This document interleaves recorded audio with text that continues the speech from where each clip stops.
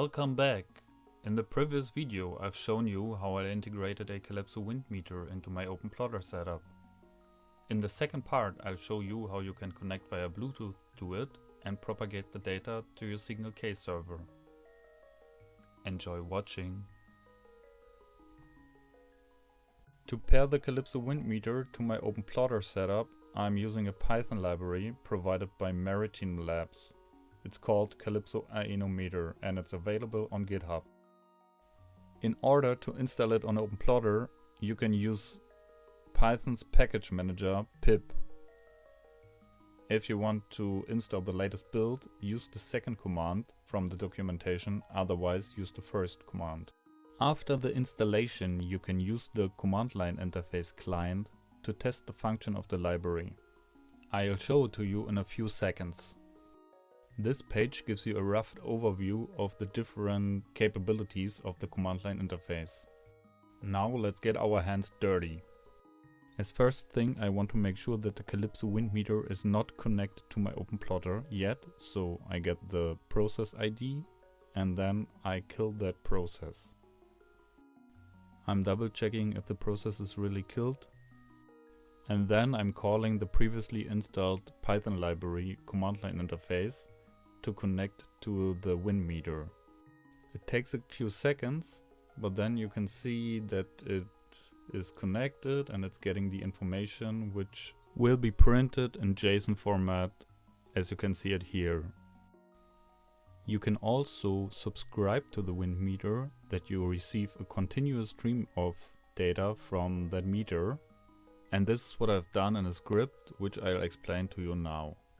I'm using the script to ensure that always a Bluetooth connection is established, and in case the Bluetooth connection is broken, it will re-establish the connection.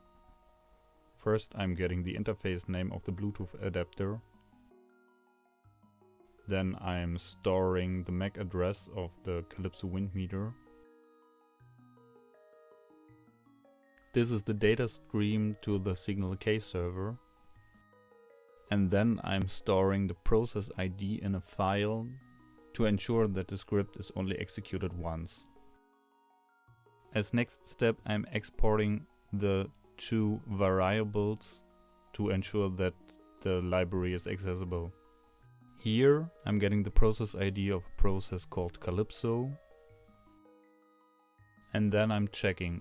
If I didn't found a process ID, then I'm calling the following command using all the previously defined parameters to set up the connection between OpenPlotter and the Windmeter. I wait for 15 seconds, then I get the process ID again and save that process ID in the log file. If a process ID was found, I'm skipping the whole part and I'm only printing the process ID to the command line. This script is executed by a cron job every 5 minutes, and so I am ensuring that the connection between the Windmeter and OpenPlotter is always available, at least every 5 minutes. If the process is up and running and its data is propagated to Signal K server, then you can see it in the Signal K server as well. Now I want to show you how the stream interacts with the Signal K server. So if you kill the process, then you will see in Signal K that there is no data stream any longer available. This will lead to the situation that the Windmeter instrument is not longer receiving the data.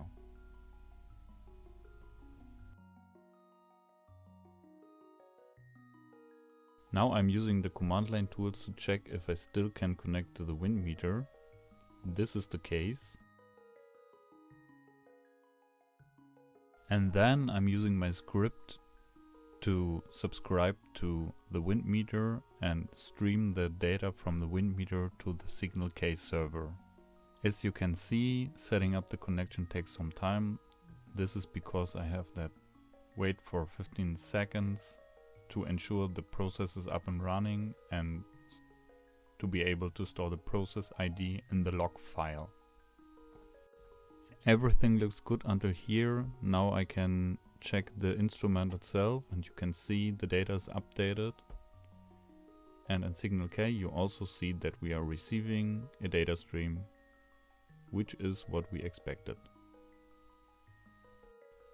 And with that, I think you got a quite good overview on how to set up the connection between a wireless wind meter and OpenPlotter. I hope you enjoyed the video and we see us soon in the next one.